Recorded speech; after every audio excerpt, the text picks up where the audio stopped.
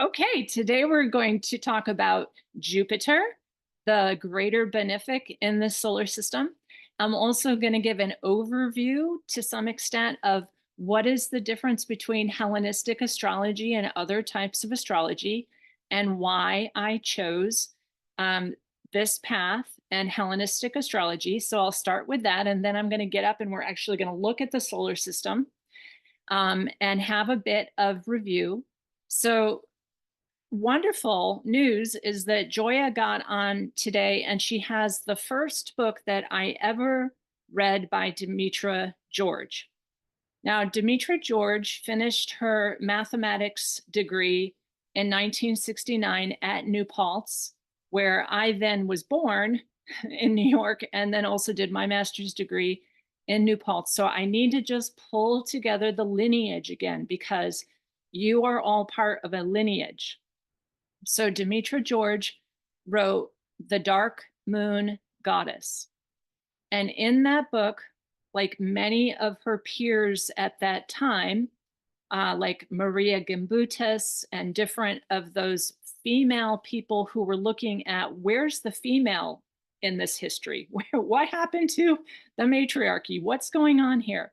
So during that time, The Great Cosmic Mother was written with incredible research.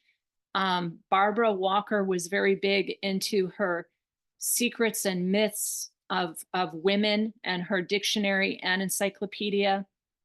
So those are very valuable, and those are the peers and your lineage. So Demetra George wrote The Dark Moon Goddess.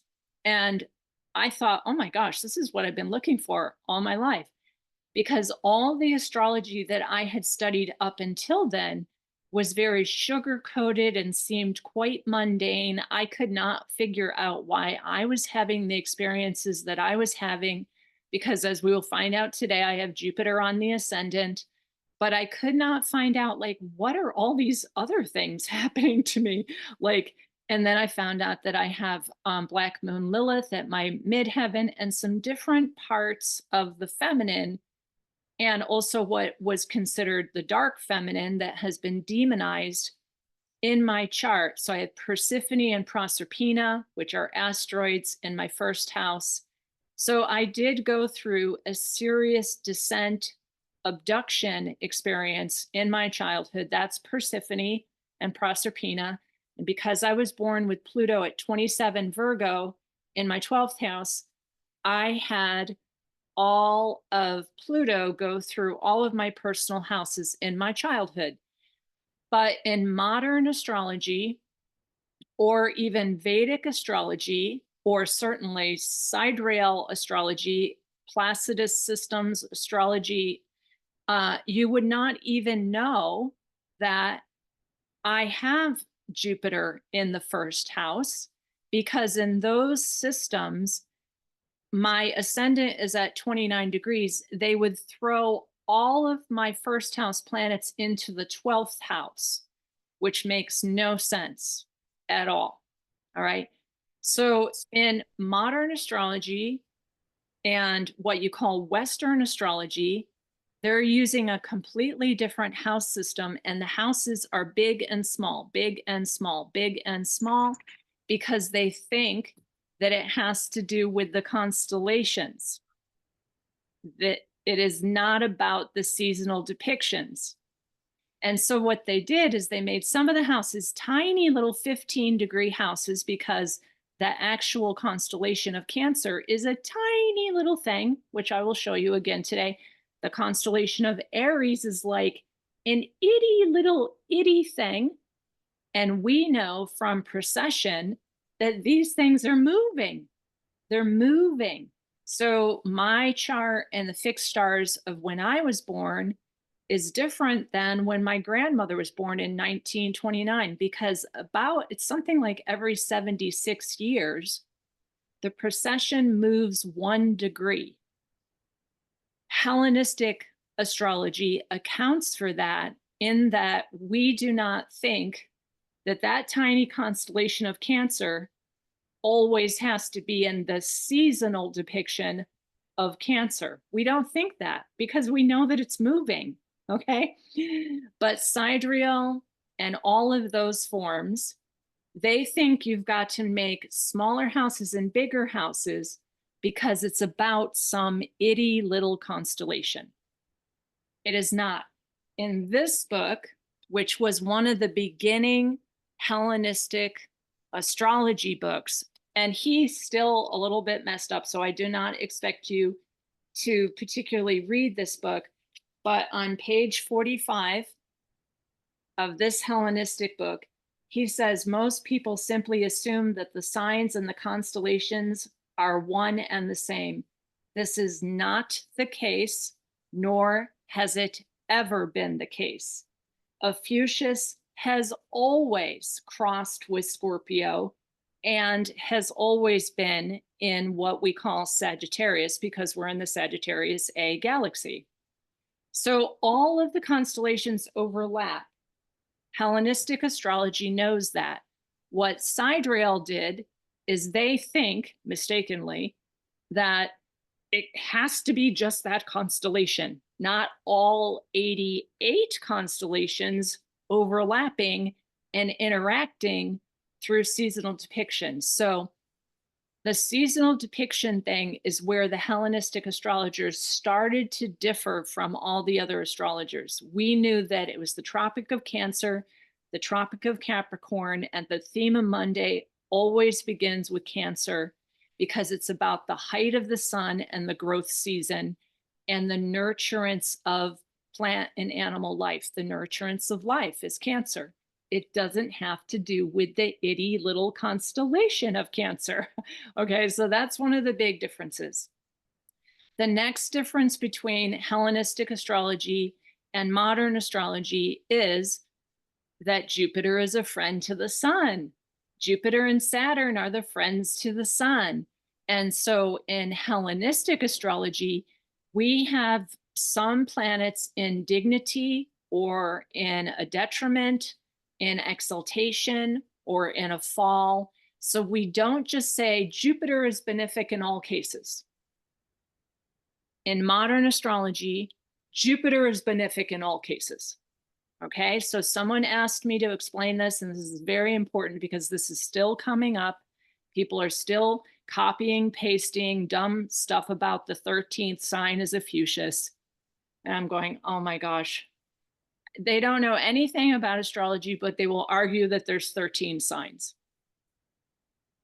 My sun is conjunct Ophiuchus. I have never forgotten Ophiuchus, okay? It's because it is part of the many different constellations that overlap, many of them, okay? You can have 3, 4, 5, 6 different constellations making up one seasonal depiction. So that's the next thing. Then there's the part of Venus having a dualistic quality of both the battle goddess in her morning star phase and the like reclining, beautiful, seductive Aphrodite in her evening star phase. In modern, Vedic, and Sidereal, they have no idea that Venus has different personas, let alone that she has domicile lords, places where she's in a detriment, places where she's in a fall and cannot bring about her conditions and so forth. Now, as I said, the other thing about Demetra in particular, which is your lineage, all right, is she started to include the feminine planets. Demetra George was the first one that rode the asteroid goddesses. So she used Ceres, Athena, Juno. Those are all visible objects.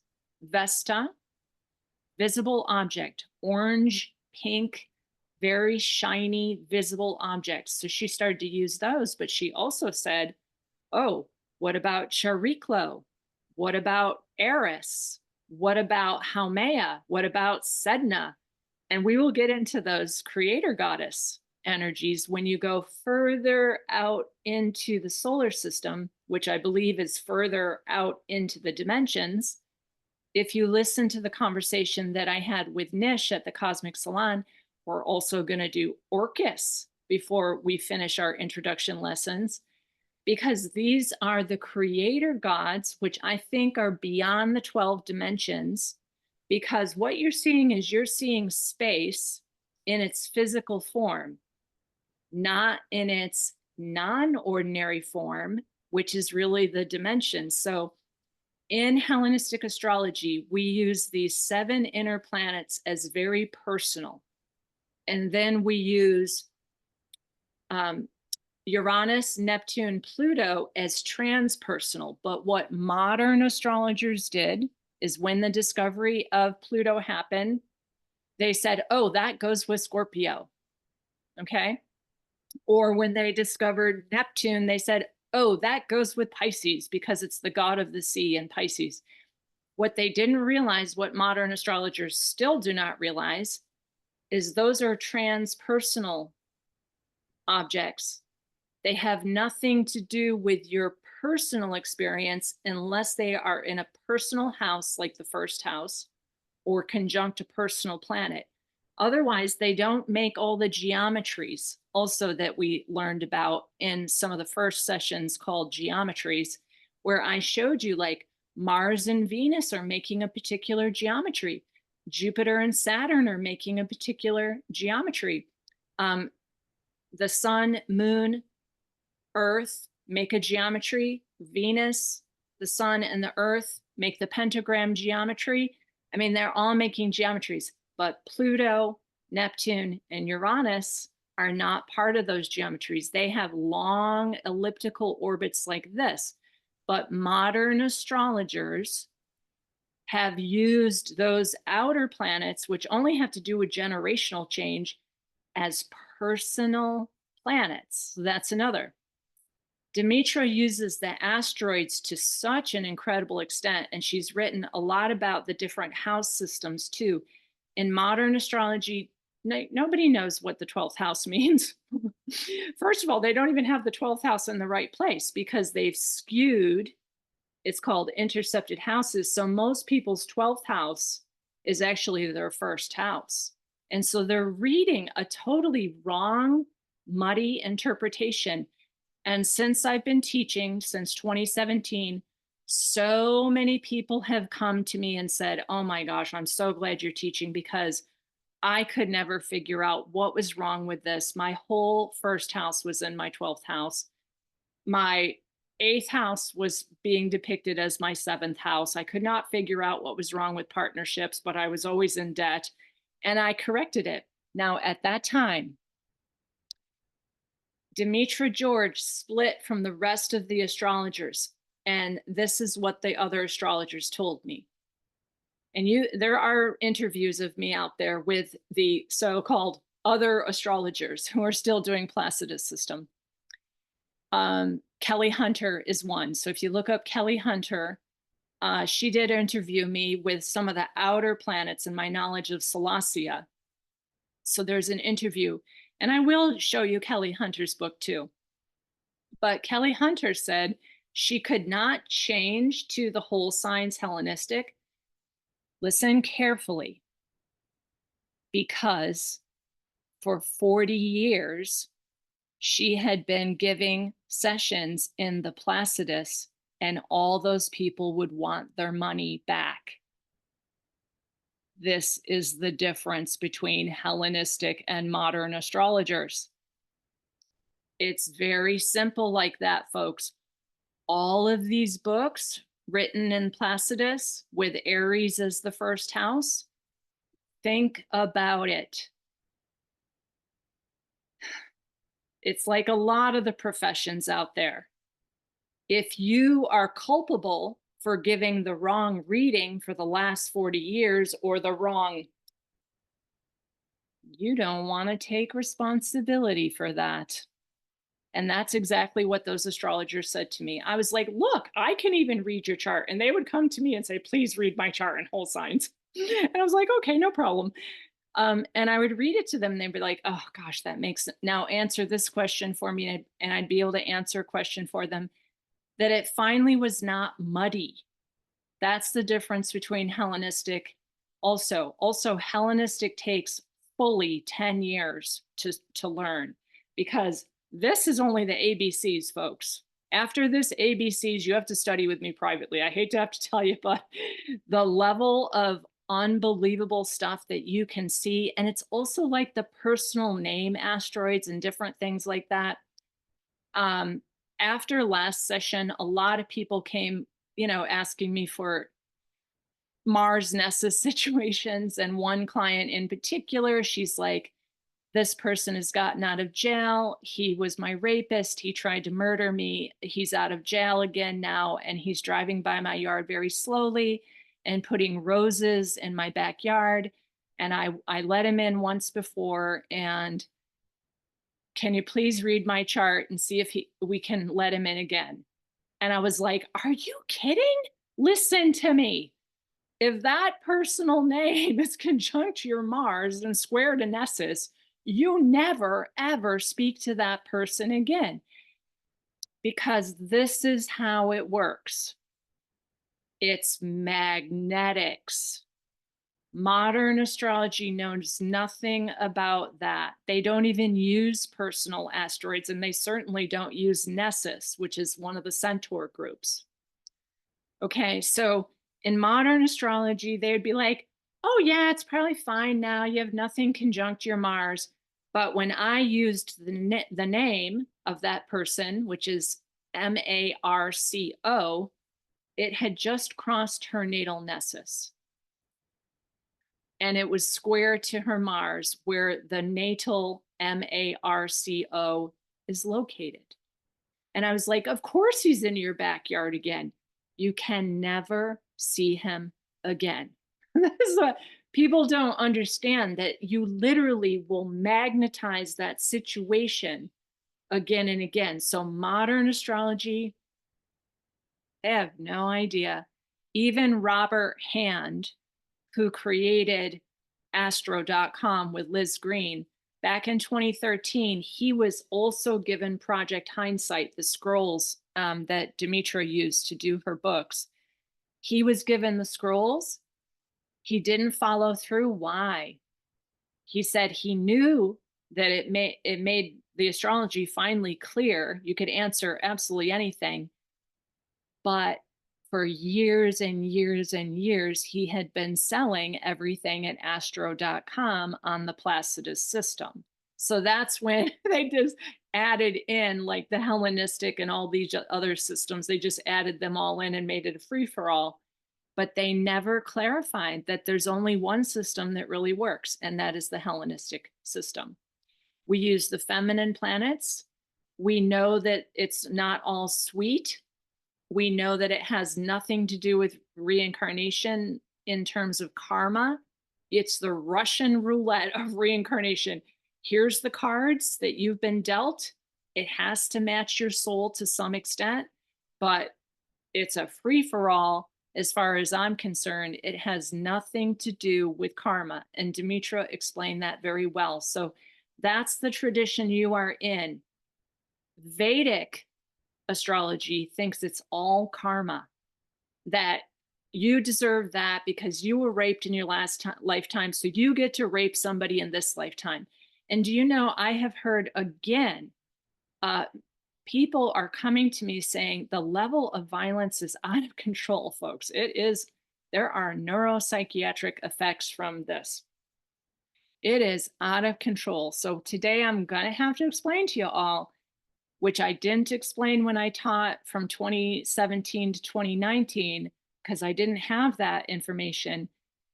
If you've done this, your chart's irrelevant. It is irrelevant, and I can prove that. All right. Now we're going to look at the whole solar system, because once we're done with this, I'm going to take this poster down. So we're going to review. I'm standing up. I'm right here. So here I am. Okay.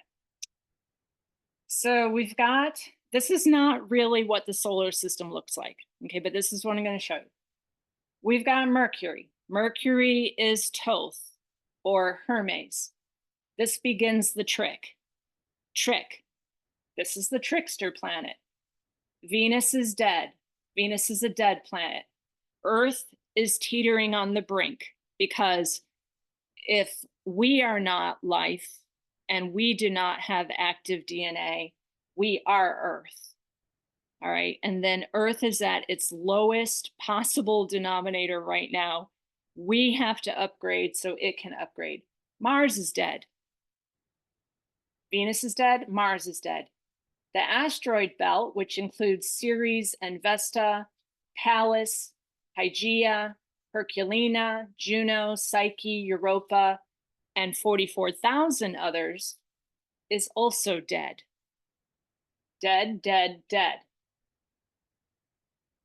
When do you get to life? Jupiter.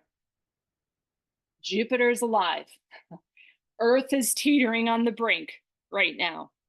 And if you become dead, like Mars and Venus, you become an unresolved dead consciousness. This is what is going on right now.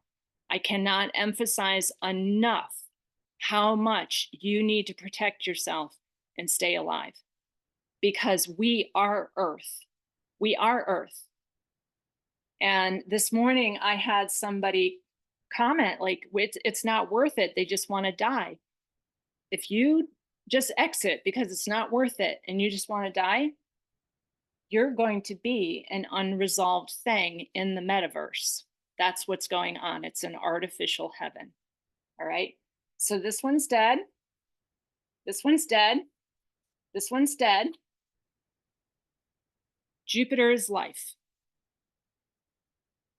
So, oh, you may never have thought about it that way.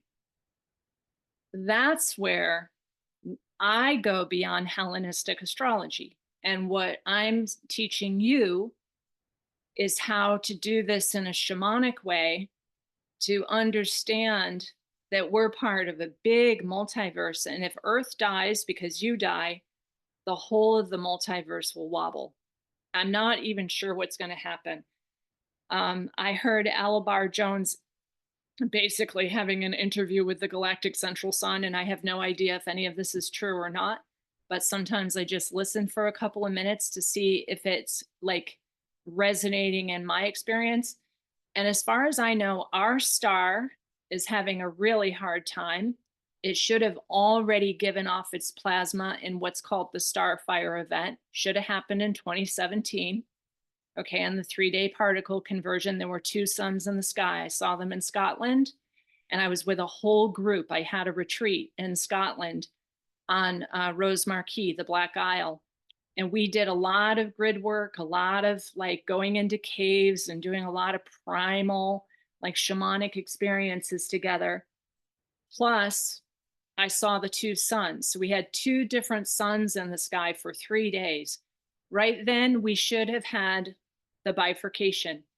Then what happened was we had, which definitely caused the majority of humanity to be flatliners. Let's just call it that. All right, flatlining their DNA. Those of us who can keep activating will activate the sun. Not only are we Earth, but we are this star. Our mitochondrial DNA is connected to the star, and your DNA is like an antenna to the whole starry network. So we have to do this, folks. It's essential. None of the other astrologies know that part of it. Only this astrology. So you're studying something that is beyond Vedic, beyond sidereal, beyond Placidus, beyond the Draconic, beyond even Hellenistic. You are studying multi-dimensional perspective on astrology. Now, in this, what you would perceive as objects spinning through space, what it is actually the dimensions. Okay, so when you're traveling in the non-ordinary, just like I made a little video of how to journey in the non-ordinary, like that plant actually has a spirit body too, all right? Jupiter still has a spirit body. Mars does not. Mars is dead. Venus is dead. The asteroid belt is dead. So much of what we're doing is we're making conscious these dead planets. And like the personal name asteroids that you might find in your chart, like I was speaking about before, you are magnetizing that because you are a magnetized light body from the moment you were born. It it's the cards that you were given. And so you have to know what those names are. And if the names are, connected to Mars or Nessus, you want to avoid that, overcome that, realize that you need distance. And then Saturn's going to come in with the big boundary, say no to that. Okay. But the asteroid belt, which I'm not going to get into too much, are the broken bits of Tiamat. Ceres is the biggest broken bit. Some people even say that Earth is actually a broken bit of Tiamat. I don't know. I really don't know. But Stacy was telling us before about how the moon is like a perfect picture of the Earth, like when you transpose one upon another, and Stacy will get that for us. She's working on that.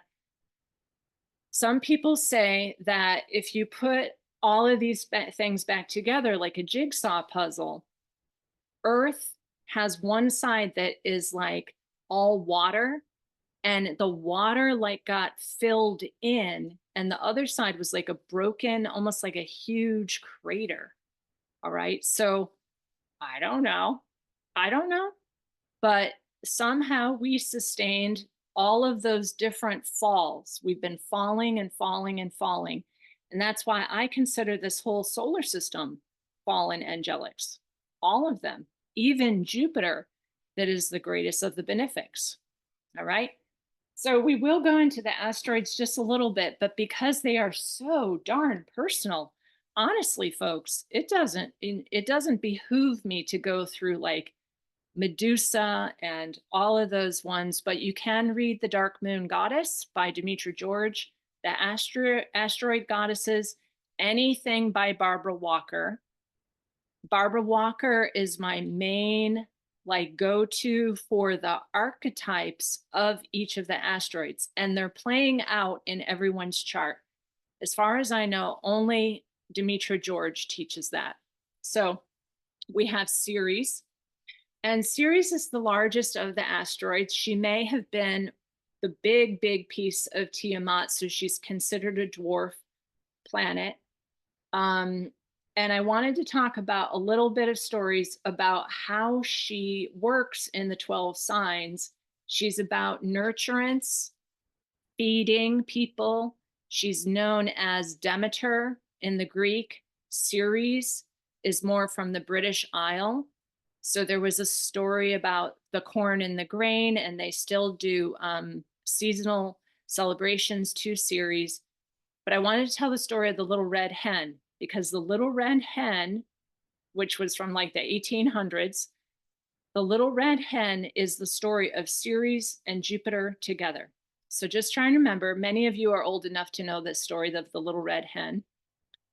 So the little red hen says, oh, look, we better plant these seeds. We've got some land. We better plant these seeds. Who wants to plant these seeds with me? Oh, come on, everybody. Let's plant these seeds. And she goes along with all her little chicks, and she's like, we need to plant seeds. We need to keep the grain growing because we've got a long winter ahead of us. Come on, everybody in the village, come and plant the seeds. And everyone's too lazy and like, no, nothing's coming. There's still plenty of sunshine. It's warm and wonderful. I'm just going to lay in the sun. So little red hen, she's scratching the dirt, she's planting the seeds, and she does a whole field of wonderful grains. And then she says, oh, hey, everybody, look, we've got this beautiful field of grain. Who wants to harvest the grain with me? Who wants to come and cut the grain and thresh the grain, and then we'll make something with it? And everyone's like, nah, it's not even September. It's August 31st. We're just going to relax a little bit more and see what happens. So she's like, okay, it's August 31st. Okay, well, I'll get the grain in. So she cuts the grain and she brings the grain in and she dries it carefully and she threshes it off. And gets all the grains out and then starts to smash them. And she said, "Hey, this could be fun. Anybody want to grind the grain with me? Come on, let's grind the grain together." And everyone's like, "God, I don't know, grind the grain? Ooh, no, no grinding for me. Thank you. I'm just going to relax in the sun."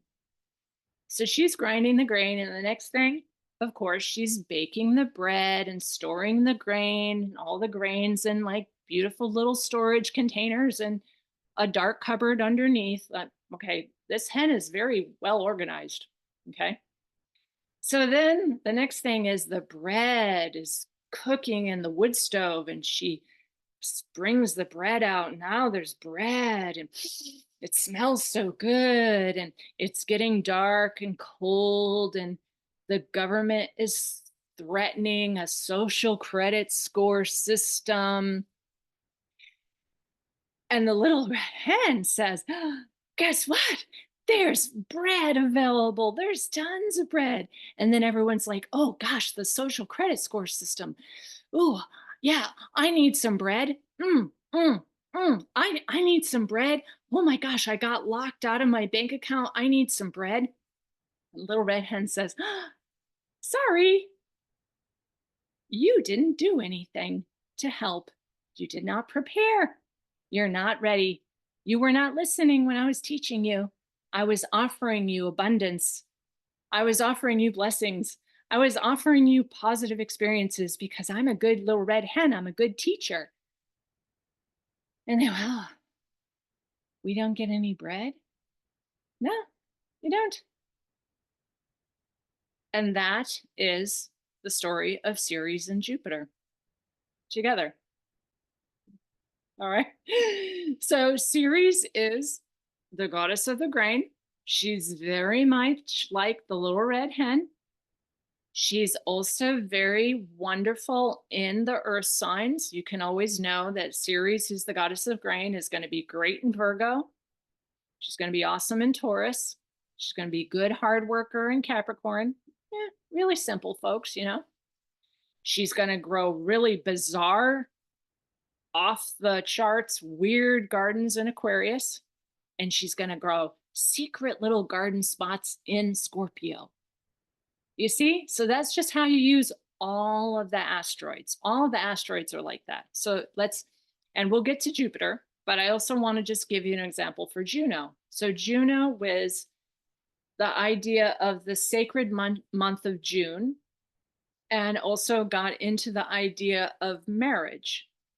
But she was first known before she became this patron goddess of marriage because she was married to Jupiter, Zeus. So that's Juno. Other name is Hera. Okay, was married to Zeus, Jupiter. So we'll talk about her today too. She was known as a battle goddess. Juno was actually a battle goddess. And Juno means yoni. Yoni or uni.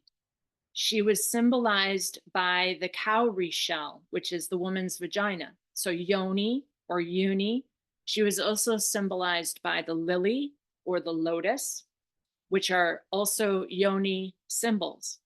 Her principle originally was the creation without a partner. So prior to this whole get married, have a partner, and then have offspring, Juno was actually the ability to conceive without a partner. And her story is that she conceived Mars as also an asteroid Flora, just by eating a sacred herb, that she didn't even need Jupiter's spark or semen to infect her, is what I was going to say, but to cause his sperm to be part of the package. So that would be called parthenogenesis. So Juno was originally the Blessed Virgin, very also associated with Virgo. So if you have Juno in Virgo, you might want to self-procreate, never ever have any semen enter your body, and see if you can do parthenogenesis like Maria Rosenthal and her daughter, who were nuns who had never had intercourse. And that has always been my question, like, are we naturally like that? So in the signs Juno, also know any of these asteroids, just like Nessus and Mars, if you have an asteroid conjunct a malefic, it's going to limit something. So if you have Saturn conjunct Juno, that's going to be limitations on the sacred marriage bed. If you have Pluto conjunct Juno and you really want to get married, but Pluto's there, you're going to have to pay through abduction. And I'm not kidding you. I have seen this again and again and again. I wouldn't even be teaching astrology if this had not been so perfectly evident in every single chart. Whenever I see the Pluto Juno conjunction, which doesn't happen that often, but when that happens, you get abducted through the marriage bed. So just know it's like that. Whereas if you have Jupiter and Juno, you better be careful, because Jupiter is considered Zeus, like the wild philanderer who had sex with everybody and had millions or billions of offspring. So people don't realize that Jupiter actually is the planet of childbirth. But Juno was originally the ability to self-procreate through the yoni without Jupiter. So it's very interesting, these dynamics. So when you're reading charts, also, if your Juno's retrograde, it's just like any of the other things, you're reviewing something. If your Ceres is retrograde, you're reviewing something.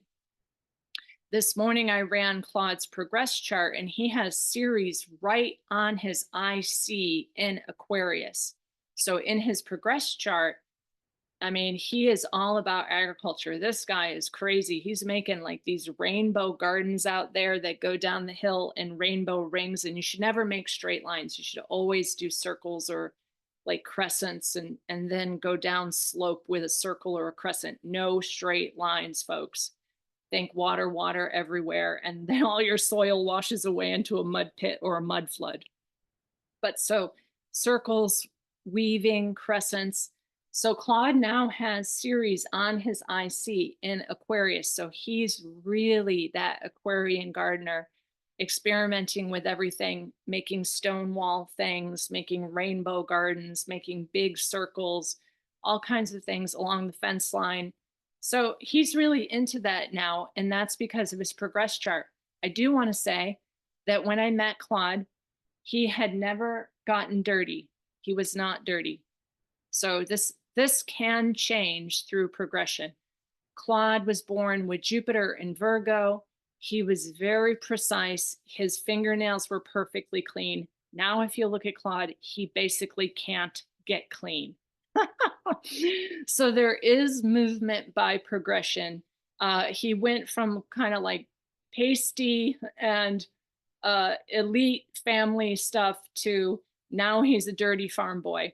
And that can happen also by progression. So know that these planets change their movement by progression. So now I'm letting him take over the garden. I would love to, but that's what he's doing now.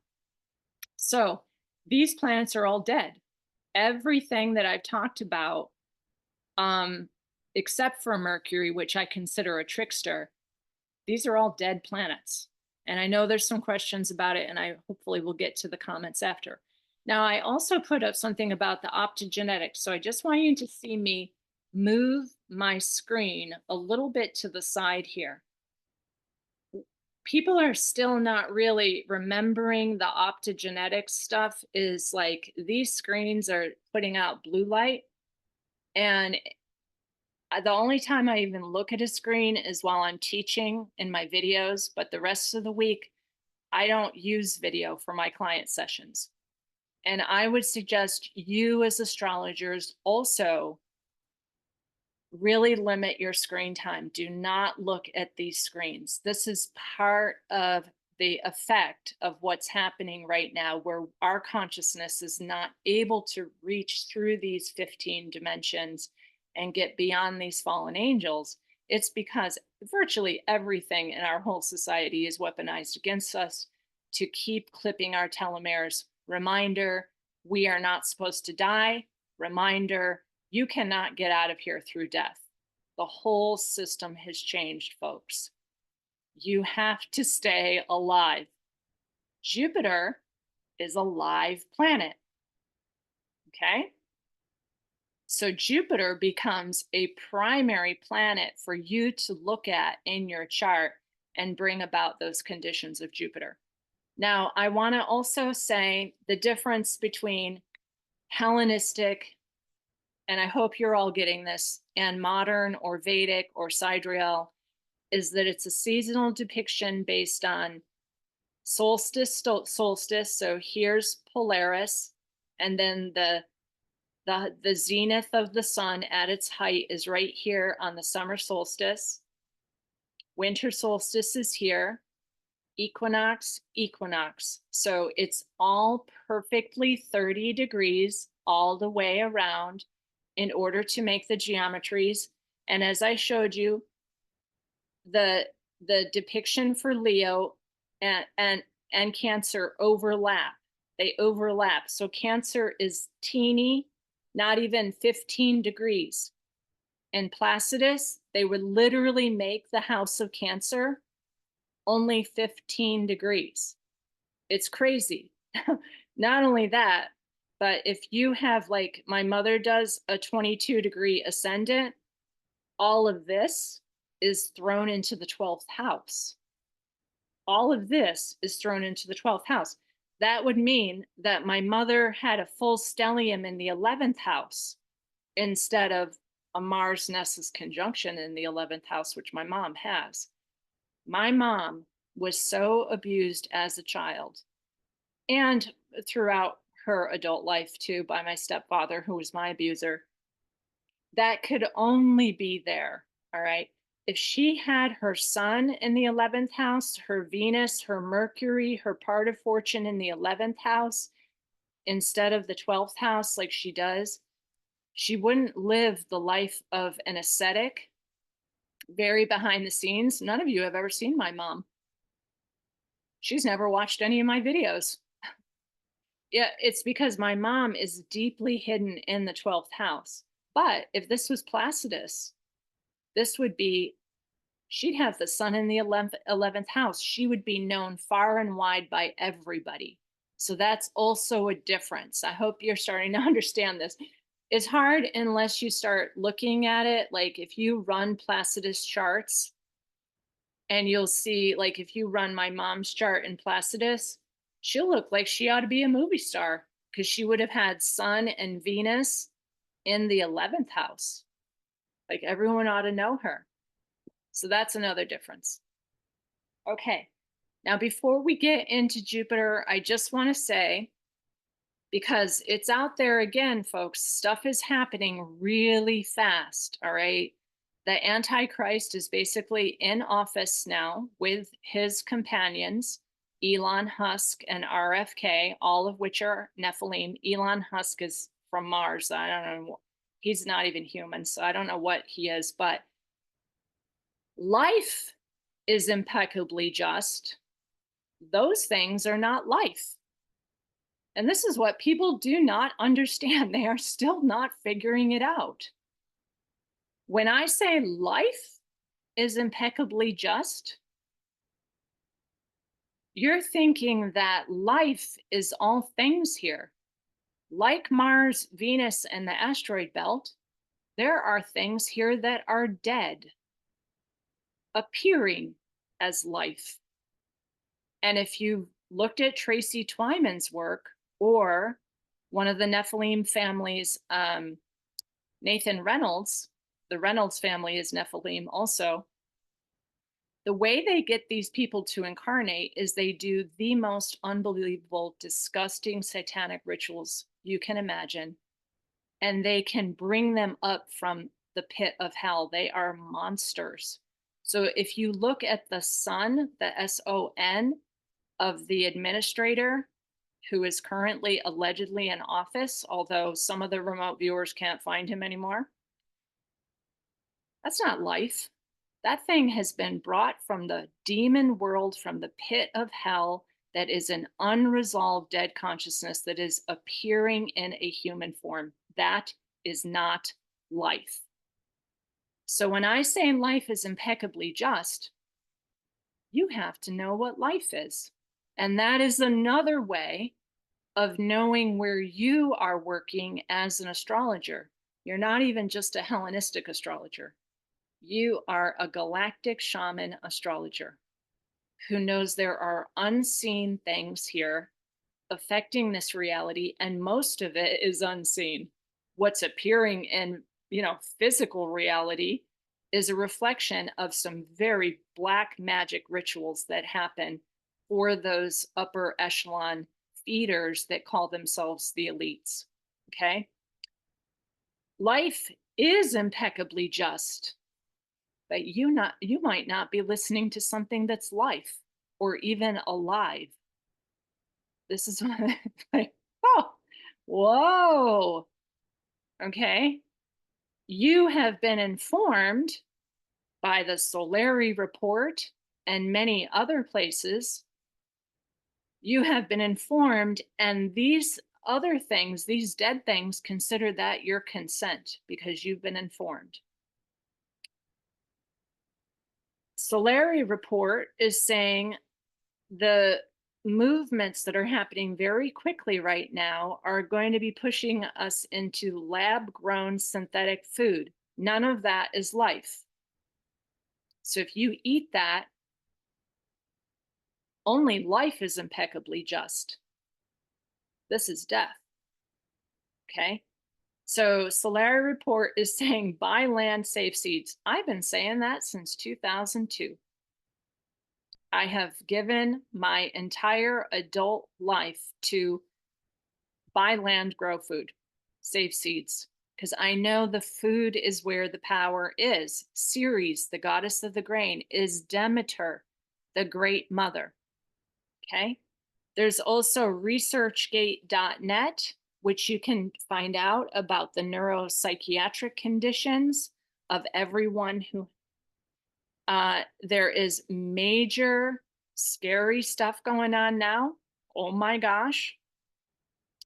Professor, this person, Bhakti, talked about the systemic vasculitis and that these people are no longer able to be coherent in any way. That's not life, though. That's not life. Okay? This thing is not life. This is anti-life. So when people hear me talk about life is impeccably just, they're confused. And I had one person actually berate me for this because she gave her to her child and the child died. And she was so upset with me that I'm saying life is impeccably just. And I said, yes, life is impeccably just. What you just did was not life. You just put billions of dead particles of who knows what into your child. Folks, life and only life is impeccably just. So for Jupiter, and I must say also, I'm going to need to tell you a little bit more about this. If your client comes to you, and many of you work out there in the world, and you know that people cannot even think or function anymore. If they're having any symptoms at all, it's because this is still circulating in their body. And what this is a synthetic parasite. You cannot get anywhere near them. It is a parasite. It can get off of their body through their breath or their secretions into you. Folks, that's not life. That is not life. That is a synthetic parasite. And there is no justice to it. But if your people have any of this, and you can get a test for this at questhealth.com. If your body has any of this, and it doesn't matter whether you were or you just were breathing it from other people around you, you're going to start having symptoms. Once you get to this level of this stuff, okay, you know what I'm talking about? Once you get to that level, you're going to have the gene mutations, this, okay? And it doesn't matter whether you had this or you just kissed somebody with that. You can get to that level. If you've got this level of 10,000 to 25,000, you are at high risk of all of these things. And one of our friends who is scheduled to come to the retreat, she has posted on my Facebook page, absolutely positive, that her person just had a this, STROKE, several years after this, because once you have that, you're continually producing it for the rest of your life. You are a producer of this, okay? So you can never, ever breathe near, touch, sleep in the same sheets as this. And so you have been informed, all right?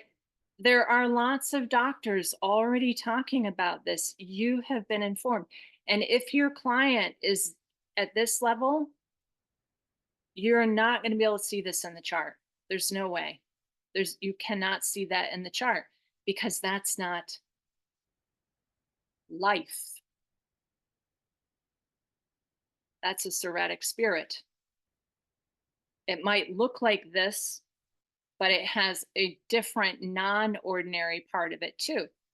All right, so I had to tell all that because now I'm going to say life and only life is impeccably just.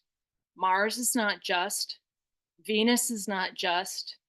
The asteroid belt and those personal names in the asteroid belt that might be hurting you or your child are not just because they're not life. Do you see how it works now? This is so important. With Jupiter, it's in its dignity and Sagittarius, which in the theme of Monday is the 6th house. Oh, Alex keeps getting thrown off the meeting. So Jupiter is ruler of Sagittarius, which is the 6th house, and Pisces. All right. So if you remember, going back to the theme of Monday, wherever that is, we've got Pisces in the 9th house. So Jupiter is about that higher learning, Pisces, the spiritually merging with your cosmic fish, tail tide in Pisces, merging with the divine. This is also called the house of God, but it's also the domicile lord of the theme of Monday. Remember, this is our model, might not be your natal chart, but it rules the 6th house. So what are your daily activities? Did you get up and do your sun gazing? Did you walk 2 or 3 miles? Did you do your dance class? Did you get your food at the farmer's market? Did you go kayaking in the afternoon? And did you do like 3 hours of work in between? That's my life. Because Jupiter's at my ascendant. And so if you live in the idea of this daily routine is more important than like the 2nd house of making money and material resources, you're going to have life. All right. And this is like, what? You mean we're supposed to just like exercise and play our drum and rattle and breathe deeply and take walks and float around on the lake? Yep. That's what a human is supposed to do. But because we've got dead things in here posing as life, they've created a slavery system out of that 6th house. That's why it's health or slavery. That's why the 6th house is health or slavery. So right now, Jupiter's in Cancer, which is this exaltation. When Jupiter is in Cancer, it's very moral, it's very good. Cancer is loving, it wants to nurture everyone. And the downside of Jupiter being in Cancer is survivor guilt, which is very, very hard. I have big survivor guilt because I have Jupiter on the ascendant, and my colleagues and siblings are dropping dead nonstop, folks. My high school class is almost gone, and 4 people from our retreat have had to leave because someone close in their family is having a situation now. Because now we've got the super frequency electroceuticals coming at us. And so now people are starting to have the effect of not life. But otherwise, Jupiter is incredibly just, and it is about you're writing this story. You are the writer of your life. Because it's the ruler of the 6th house, how do you write that life? Do you get up by an alarm clock and work banker hours? You might, and I understand. I mean, I totally understand. So that's the difference. If you prioritize your life and your story, and you write your story, and you get up and you do your day in kind of a flowing, flexible way of whatever your body needs right then, depending on the weather, depending on the season, that's life. The rest of this stuff was created by the satanic space fleet. But in any case, I am responsible for my life. And that's Jupiter's major thing. If you own the story and you say, yeah, I'm responsible for my life, you write the ending of that story.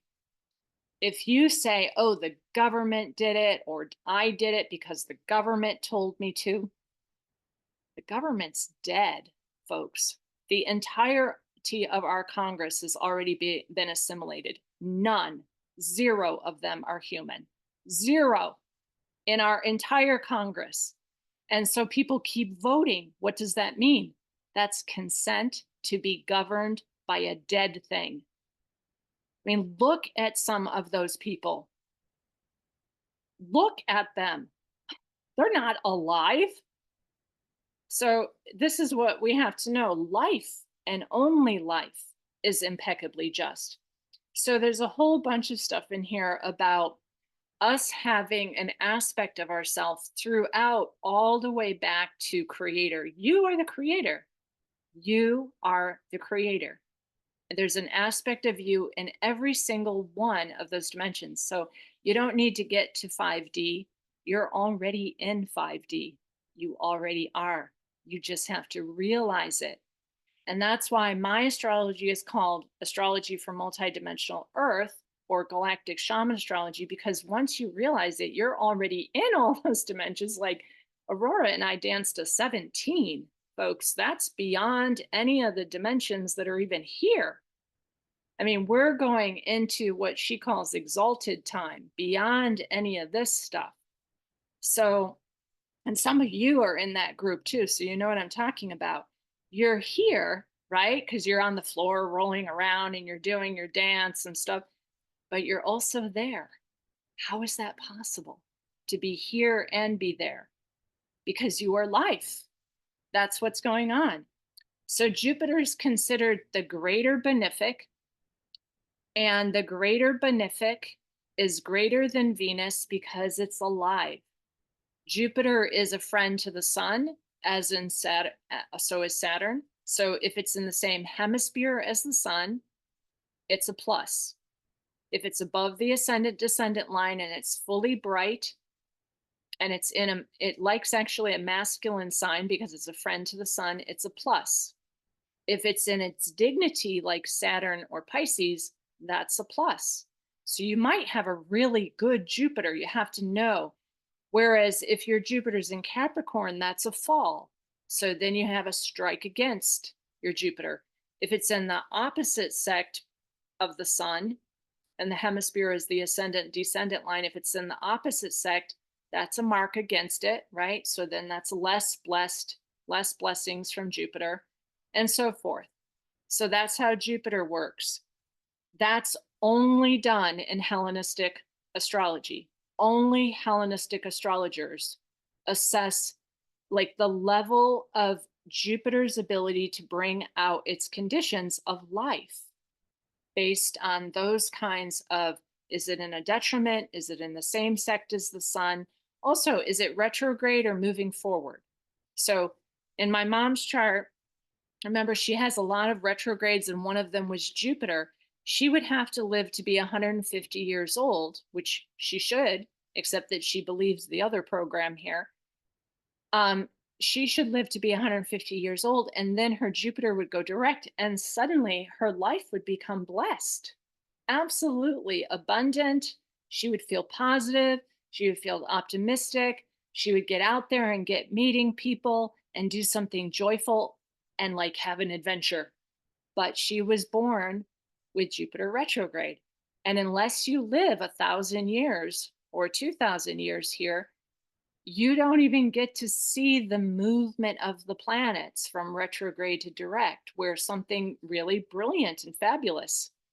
So Jupiter stands for growth and expansion. Just look at it. I mean, when I just showed you the solar system, it is huge. It is massive.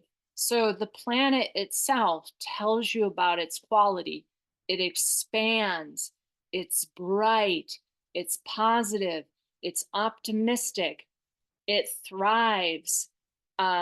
Very high level of morals, dignity, thriving in prosperity, having also strong convictions of goodness inside. That's Jupiter.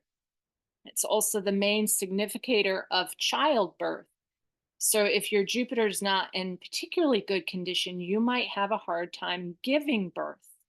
It might be, so look at your Jupiter in your chart. For me, because it is conjunct my ascendant, I popped those suckers out. All right. I gave birth in the bathroom upstairs in my Vermont house. So for me, it was an indication of like the ability to grow somebody, expand, give birth. All of that stuff is like Jupiter. The day is Thursday or Jupiter's day.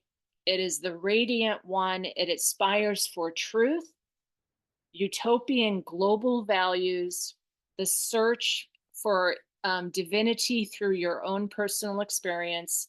It represents teachers primarily. In the Vedic system, it represents gurus in the Vedic system. So teachers, prophets, philosophers, scholars, also athletes. So if you look at, forgot to ask Erland if I could talk about his chart, but anyways, Erland is a public figure.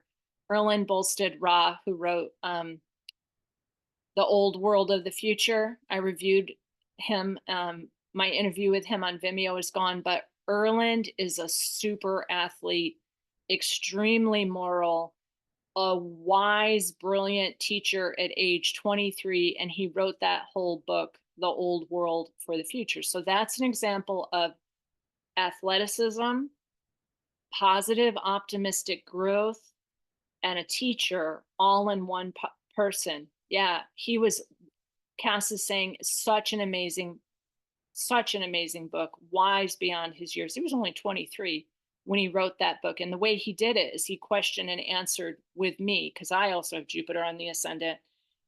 And he's an incredible athlete. If you don't follow Erland, just follow him on Facebook. He's a high jumper. So again, Jupiter's like up and over, like the biggest, most expansive. I can jump over this backwards and have extreme confidence in myself. There are also healers, get into health practice, adventurers, world travelers, because Jupiter in Sagittarius is like distant adventures, whereas Jupiter in Pisces is like cosmic adventures. Like it's all about traveling. Also known as Zeus, the association with Zeus, the bringer of victory. So one thing about Zeus is, yes, he had allegedly sex with everybody, and was the childbearing principle. But also Zeus is known like, if you mess with me, I'm going to throw a thunderbolt at you. So I want to talk about Jupiter in that way. Tell you a little bit more of the esoteric stuff around Jupiter. So when Demetra did my chart and she saw Claude has Jupiter in Virgo, which is actually a detriment because it's the opposite to Pisces. So it's a detriment in Virgo. The opposite to Sagittarius is Gemini. So Jupiter's a detriment in Gemini. Okay, so one mark against both of those. For Claude, his Jupiter in Virgo in the first house is like very precise details. So he could teach people stringed instruments. So that's how he was never dirty, because his fingers had to be clean because they were always touching a violin, a viola, or a cello. So, but he was a teacher, just like those super detailed teachings. Whereas my Jupiter in Libra, and all of you know me enough by now, it's at the last degree at 28 and 29 degrees. I tend to talk and talk and talk and talk and talk because it's Libra. So you can put me on a radio show and I can talk for the next 4 hours. Very authentic speaking.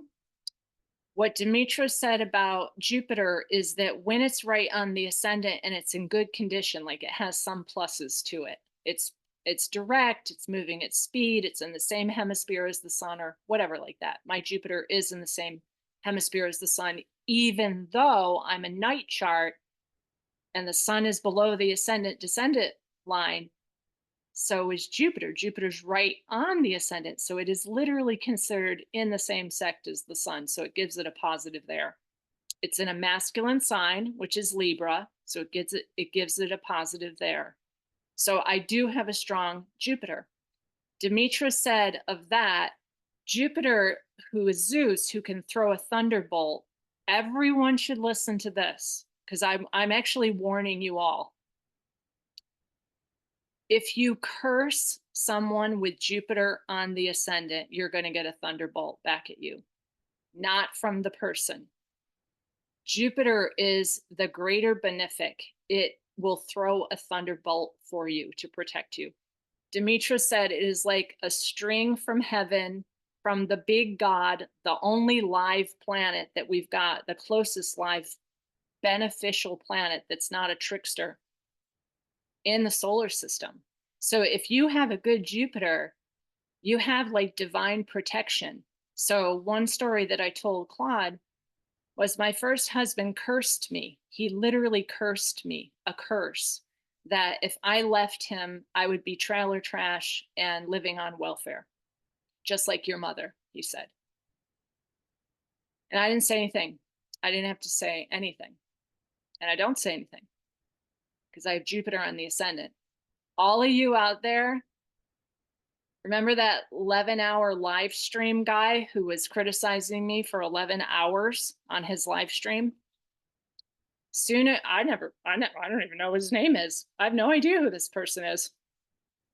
A lot of people said after that, that guy went down into like big problems, admitted that he was an opiate user and that he was out of his mind and that he was making all his stuff up.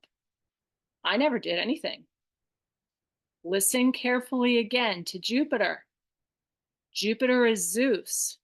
If you mess with someone that's got a strong Jupiter, they don't have to do anything. You're going to get a thunderbolt. And I've heard that before. It's like these clients who are upset with me or someone who feels like they've been mistreated by me or something. Jupiter's on my ascendant. It's not just on my ascendant alone. It's with Yeshua, the Christ. All right. So, but I'm just warning y'all, because actually I like the way Aurora warned people about her flying rainbow lasagna dance. So you should listen to her videos. If you have some kind of mal intent, her dance will kill you. Have you ever heard Aurora say that? You better know that, because some of you are dancing her dance. There's a mechanism in her work, and she tells this a little bit in her teaching classes too. And I don't know what Aurora's chart is or where her Jupiter is. I have no idea. But this is the idea of Jupiter. is it is the moral high road. This is the dignified, life-giving planet. If you read, let me just see if I can find a Vedic perspective here. I had all kinds of books out for you on Jupiter. This is a palmistry book, which I'm going to show you too. I don't totally agree with it because it's Vedic, but in their version of Jupiter, it is the Vedic version of Jupiter is the guru or the dispeller of darkness. Jupiter pushes us to discover who we are as individuals and our unique purpose in life and to become the best human being that we can be. So remember when I was doing the palmistry teachings, this finger is Jupiter. So depending on how that finger's doing is also like your station in life. If your first finger Jupiter is to the middle of the middle finger, that is a successful Jupiter. If your first finger is taller than your middle finger, then that is an indication of an unbalanced Jupiter that over identifies with ego. And my second husband had that. He had his first finger was taller than his middle finger. So that's some of that. If you ever want to get back into the palmistry, this is the Vedic, which I don't entirely agree with, but there was another section on Mars. So I want to also backtrack to Mars. So remember when I taught the palmistry, Mars, the mound of Mars is in here. Okay. Mars, if you have an overactive Mars and your Mars is too aggressive and not balanced, you will have a big bulge, huge bulge coming out of your hand right here. Whereas a balanced Mars has just a nice little slimline Mars mound right there. So when I looked at Claude's hand, because he has a stellium in Aries, his is a little bit like, you can see mine is very like just smooth. His is a like, he's got a big chunk of skin in there.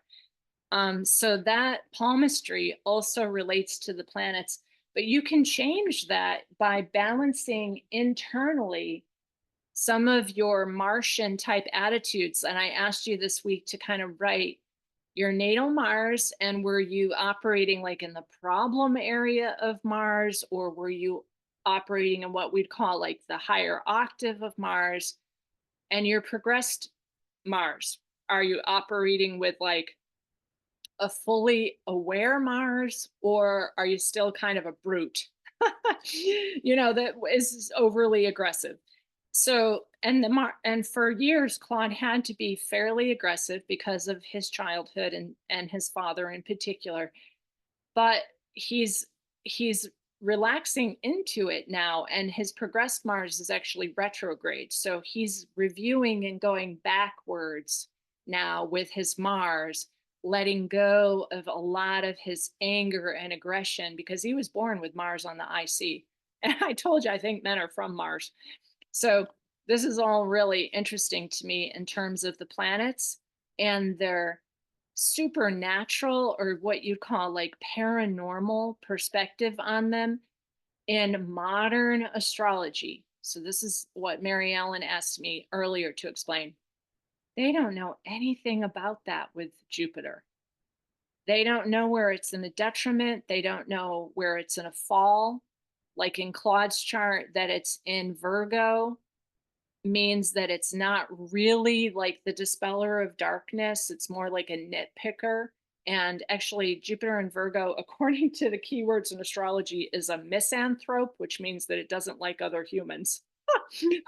which Claude had that for a good bit for a long time until he felt safer in the world and was able to talk to people and so forth. But that is like in modern astrology, nobody even knows there's differences between this Jupiter and that Jupiter.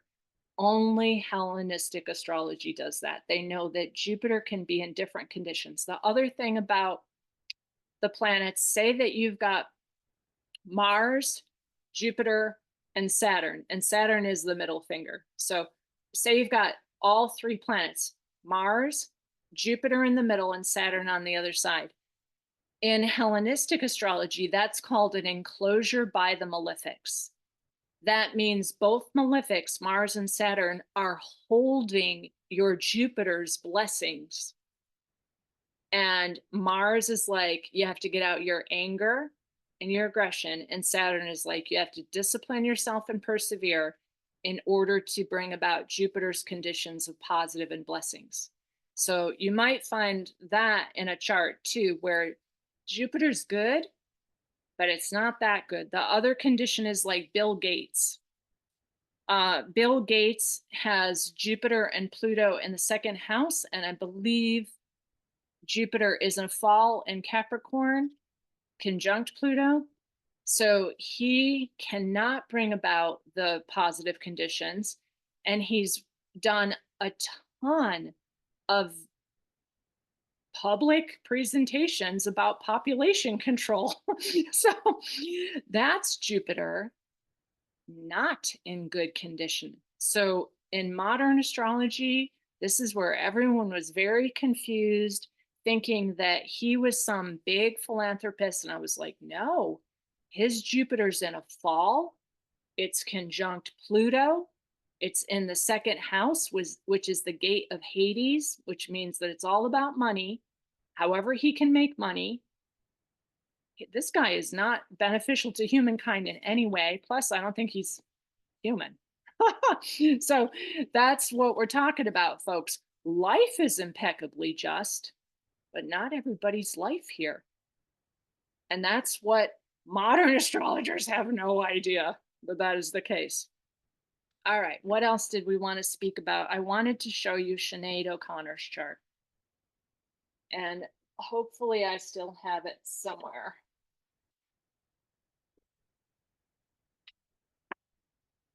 And as I speak about Sinead O'Connor's chart, and I might have to actually grab it out of my other pile, I'm going to tell you that she was a Sagittarius ascendant. So if you have a Sagittarius ascendant or a Pisces ascendant, Jupiter is the ruler of your ascendant. Let me just see if I can find this chart. The thing about Sinead O'Connor with her Sagittarius ascendant, yeah, I love Sinead too. And I listened to her song this week and I really cried because I was trying so hard to find her and see how she was doing. All right. She was a Sagittarius ascendant, which absolutely has to do with speaking the truth, right? Many of you know that about Sinead O'Connor, was that she spoke the truth about many different things. And I can't find it right now, so I'll just have to talk about it. But many of you saw it this week when I posted it, and I'll find it eventually. By the time you all start asking me questions, I'll find it and be like, oh no, now we have to look at this chart. But she has a Sagittarius ascendant. So listen in your head, because when you do sessions with people, you have to just be able to listen about a chart. Okay. So people often will tell me their children's placements, their husband's placements, their mother's placements. So this is good practice too. So I'm really winging it at this point, letting you know that you have to also be non-visual with your charts and listen. Now, look at my skill also. I can see her chart in my head still. Why? Because I hand drew it. You must hand draw. Do not print my stuff, folks. This is not free. I don't even have a printer. Do you know that? I do not own a printer. That's why I hand draw all charts. And then when you draw it with your hand, it goes into your heart and you feel Sinead O'Connor. You say, okay, yes, she was a Sagittarius ascendant. Venus was in the first house in Sagittarius. Her Venus is at Ophiuchus. She's a snake handler. She has Venus prior to the ascendant. Venus made her very beautiful, and because it was in her first house, but she was also a truth teller with that Sagittarius ascendant. So she ripped up a picture of the Pope. She refused to sing the national anthem, all kinds of truthful things. But Jupiter for her is in Leo. So she also had a vast authority that nobody understood. Like, where is this skinny little woman getting all of this authority from? So the ruler of her ascendant, Jupiter, gave her a huge amount of authority. And when I read the book around her, it was like a biography by some publicist. They said, she wouldn't wear appropriate clothing. She was very Sagittarian, but with like a strange level of almost spiritual authority. People saw her as a little bit of a guru, a little bit of a prophet, all of those kind of things, like a teacher with higher moral values. And when she ripped up the picture of the Pope, I mean, this was massive, folks. That was the first time somebody on stage was like, this religious stuff is ruining humankind, and she saw through it all. She sang a cappella, so that she sang without instruments. And one of those songs that I posted this week, I considered it her spirit song because she talked about her mom. And her mom was not in good condition. So her mom did die in an accident. And Sinead was very, very rebellious as a Sagittarius ascendant with Jupiter as a very strong planet of authority in her chart. She dismissed her mom, didn't live with her mom, and then her mom died also. Now, the interesting thing, and I can see it in my head, and you might have a picture from our group because it's on both the community page and in the Facebook group page.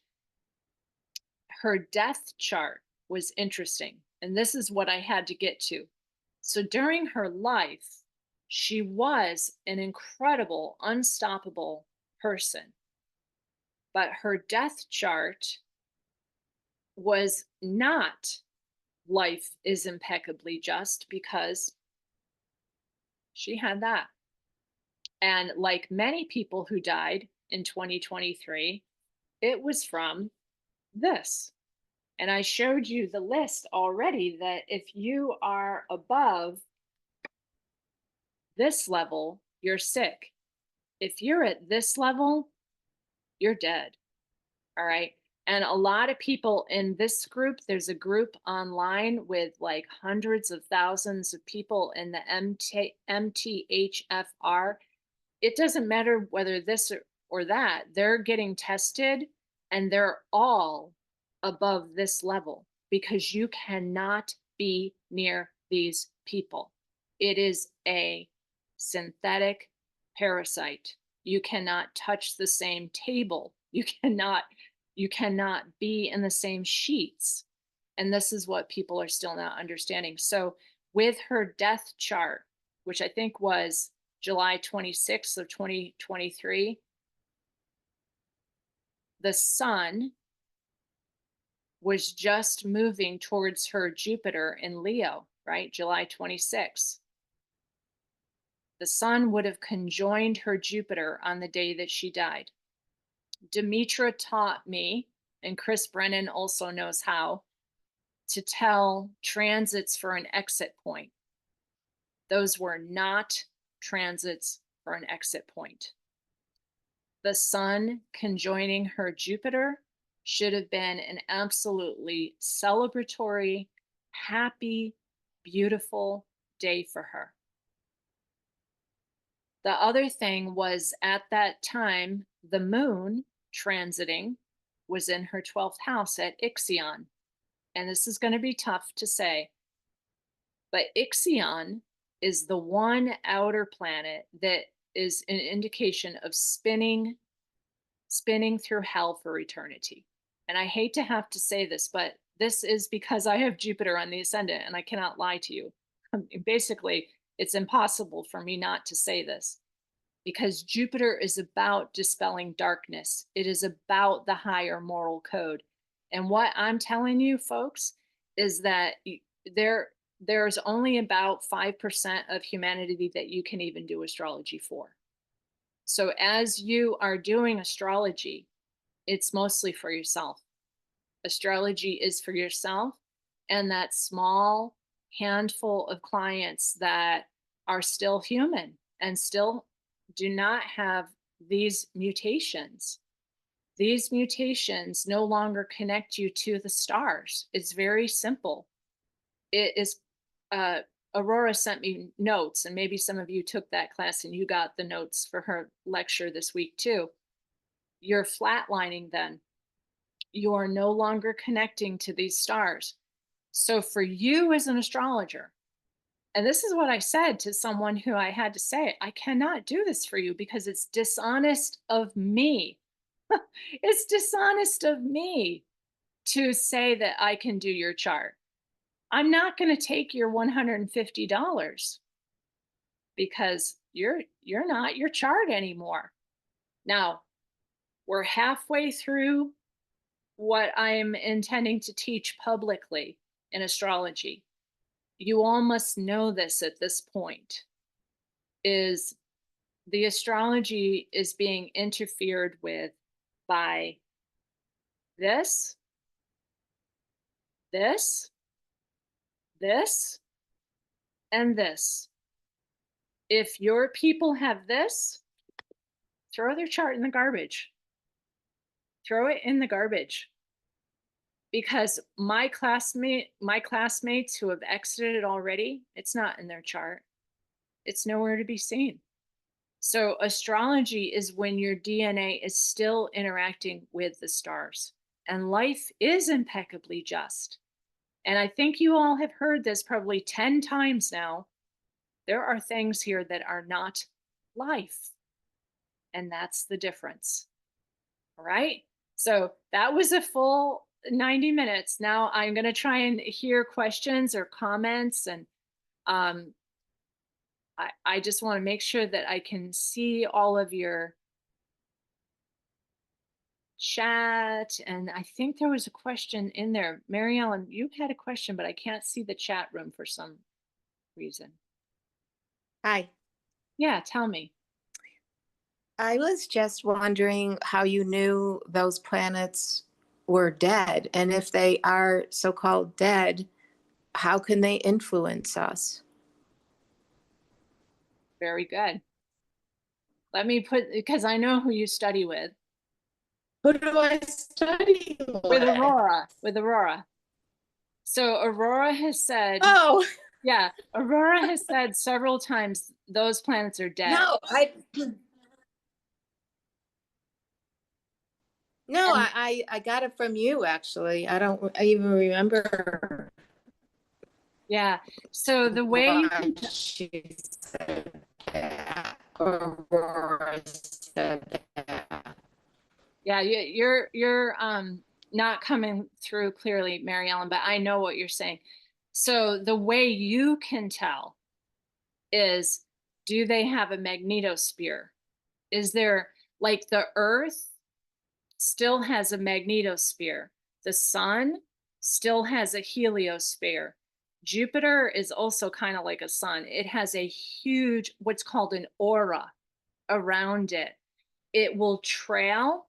So if you watch Geomagnetic Earth Watch, okay, so watch Geomagnetic Earth Watch. The Earth has a magnetosphere. And when the sun gives off a coronal mass ejection, because it's still alive, it's a live star, it will throw our whole magnetosphere like that. It will reverse back and forth. That's called a reversal. That magnetosphere is basically the soul of the Earth. For Mars and Jupiter, or for Mars and Venus, when the sun throws a plasma, and they're closer allegedly to the sun than we are, they have no magnetosphere that reverses. Nothing comes back and forth. All right, that's how you know. Get somebody to do a video of Venus or Mars when our star, Solaris, is throwing off a heliosphere, and you will see that Venus and Mars do not have an aura. That's a great question, though, because that leads me into something else. So that's good. How do you know a human is alive or dead, Mary Ellen? Is whether they have a magnetosphere, an aura. Mm-hmm. And it's the same thing. Like if you can see auras, and some people can see auras, and people have seen auras around me, you can see they're multicolored, they're swirling, they're moving. One client has seen also, because she's a indigo too, she has had a near-death experience. She can see entities in the aura around you. So how you know whether a human is alive or dead is the same as how you know whether those planets are alive or dead. None of the planets in the asteroid belt, including Ceres or Pallas Athena or Vesta or all of them, they don't have a magnetosphere. There's no auric field around them. That's called the soul. The soul is your biofield. Okay. So Mars and Venus is dead because when the plasma, that's a real clear indicator right there. When the plasma comes off a coronal mass ejection, nothing happens to them. They don't have a magnetosphere that moves because they're dead. That's the same with humans.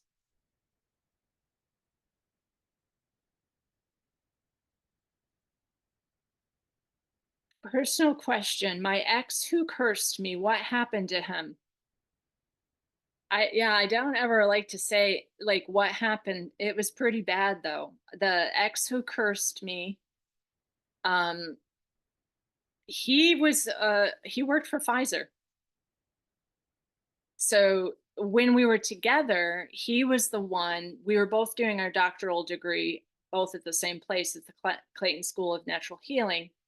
And back then he wrote a paper that our child would never, ever, not ever, because he also wouldn't even take a vitamin C. So he knew what Pfizer was. I don't know if I'm allowed to say that, honestly. But over time, his professional life and his business life, he started to travel a lot to China, which is where that company is located. It's from China. It's not a US company. So he was always in China. And I couldn't live with the situation and his choice of working for Satan. So I left him. And after he cursed me and said, if you leave me, you'll be on welfare living in a trailer, which I don't think is the worst thing, honestly. I don't think that is worse than like working for Satan. But at this point, he has lost everything, is completely bankrupt, and has no job because all of those people are now being fired. All the Google executives are also being fired. Just so you know, AI is taking over the whole friggin' world, folks. And he is a terrible, terrible, depressed, multi-level drug user at this point. In fact, I don't even know if he's alive, Joya. So that's a personal, like, so I never had to do anything. Do you understand that about Jupiter? Like, I didn't do anything. All I did was like go and live my life and be a teacher. And you all know who I am. So like, yeah, that's so sad. He was very talented, but to his benefit, to understand his chart, he had a Pluto moon conjunction. So he just was a terrible misogynist, hated women with every bit of his being.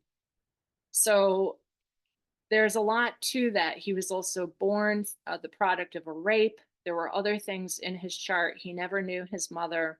And so he had a lot of deep ouch and wanting to possess me as a woman instead of really love me. So then anyone who curses you has never even known love for you. And that's why I think, the whole Venus thing is just lust.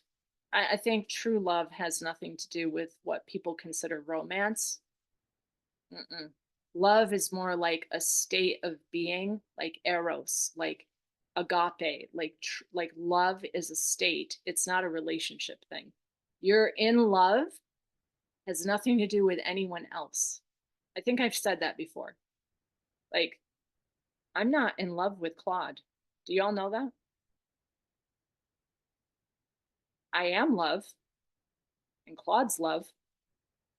Mm-hmm.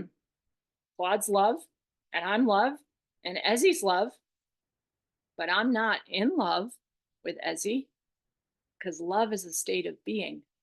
Me, I'm love. Claude's love, and Ezzy's love, but I'm not in love with anyone. I just am love. So that's the other part of really interesting thing. Oh yeah, there's one more thing I want to teach you about these planets. Yeah, Sandy, you know us personally. Um, Sandy's been over my house for dinner. Sandy actually knows me. And pretty soon you all know me too. Um, some people say, so, Mary Ellen had asked about the different types of astrology. Some people truly believe that the planets that are in your first house is an evolutionary process, not karma. And I don't know. There's no way of me proving this. I have no idea. But last week I talked to you about like Mars in the first house. Mars makes that person naturally violent, naturally aggressive, naturally a warrior. That's the character. So Mars is their, what you would call master teacher. That's their level of evolution, is they're getting to know Mars. Whereas like Sinead O'Connor, who has Venus in the first house, very, very beautiful when she was young, but she died at my age. We were the same age, Sinead O'Connor and I. So look at her when she was older. Venus is a dead planet. So when she was young, she had all that beauty. She was really beautiful, right? But Venus is a dead planet. But that's where she was learning from Venus, because that was her level of evolutionary process. The planet was in the first house.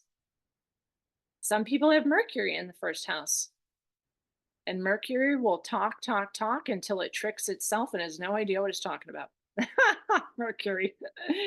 So depending, and I'm not trying to make it like some are better, some are worse, but Jeffrey Wolf Green wrote a lot about evolutionary astrology. That's not modern astrology, and that's not Hellenistic astrology. Jeffrey Wolf Green wrote evolutionary astrology. And he really did it like that. What planet is where? If Pluto's in your 12th house, which eventually we'll get to Pluto, you've already mastered everything. Pluto's in the 12th house. Whereas if Pluto's in the first house, you are still majorly transforming yourself. Like Pluto is in the first house. That is your major teaching or evolutionary planet. So some people are into what planet is in the first house. So does everyone understand life is impeccably just? Jupiter is a live planet. The way you tell if it's a dead planet is whether it still has a magnetosphere.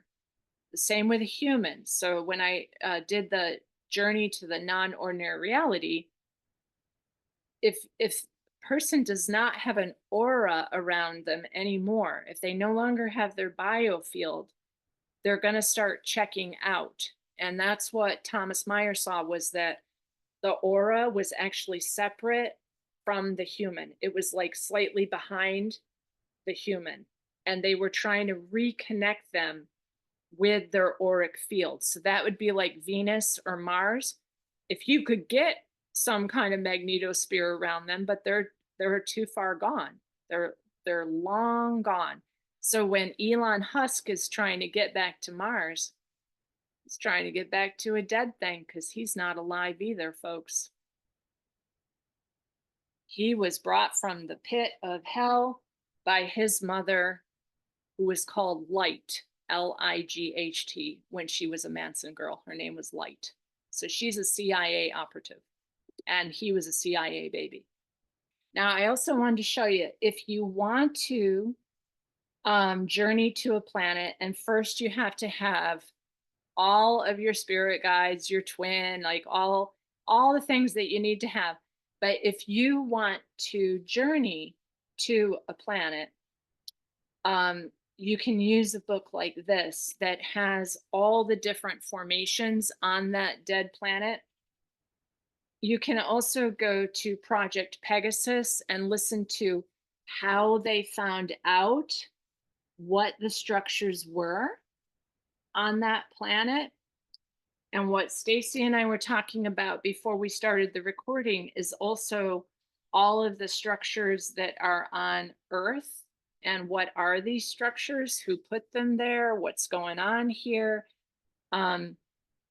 These structures, I think, after the Mars people came here, I think they set these structures up because they're very similar to the structures on Mars, which also has weird faces and weird pyramids all over Mars. So that's an interesting tie-in, isn't it, Stacy, to where you were talking about the structures that are on this planet. Now, none of them that are made, like the pyramids and so forth, are natural to the Earth. None of that is natural. I think they're part of connecting us to Orion, because they have Orion alignments, and also trying to connect back to Mars. Starlink, which is the Elon Musk company, that is literally trying to link back to Mars. He is, the word link has nothing to, sorry about that, has nothing to do with providing us internet. It is siphoning off our bodies, our auras, through this thing, the WBAN, to give him enough power. He's trying to get back to Mars and make Mars alive again. That's why he's stealing all the humans' biofields, folks. That's what that is. Oh gosh, there's one more thing. I don't know if I should say this on video, on the recording, but I have a confidant who's a really strong mystic. Some of you know her. She's a good friend of mine. And when I told about those white ghosty things that I saw with like the long, weird white tails, but they had these mouths, she said that she has dreamed of those and seen those also. And those white ghosty things are the astral form of the actual parasites that were. Those are the ghosty forms. And she told me that what she saw in her vision, and she drew all these like little pyramid shapes and weird shapes, like she draws it in her dream journal. And she said that those white ghosty things, when they eat or consume enough souls, they can go back to becoming beings again. Although they'll always be unresolved dead consciousness, they eat. They are eaters of souls. And then they can become like the Anunnaki again, that have been cut off from source. And I was like, holy crap. She said they actually like are a larva stage, like the white ghosty parasite thing that I saw in non-ordinary reality is the larva stage of a parasite that then metamorphoses into an Anunnaki that uses technology to get back into the physical. And I was like, what? Holy crap. So that thing is a larva that when it eats enough souls transforms into something else? Holy crap. So I don't know how to end this video. It's also mind-blowing, but I think it goes back to the fact that you are not a modern astrologer. You are not a Vedic astrologer. You are not a sidereal astrologer. You are a galactic shaman astrologer if you're studying with me. Okay, any other questions or comments right now? We can talk afterwards too. All right. Well, Maybe that was too mind blowing. I'll end the recording and see if anyone wants to talk.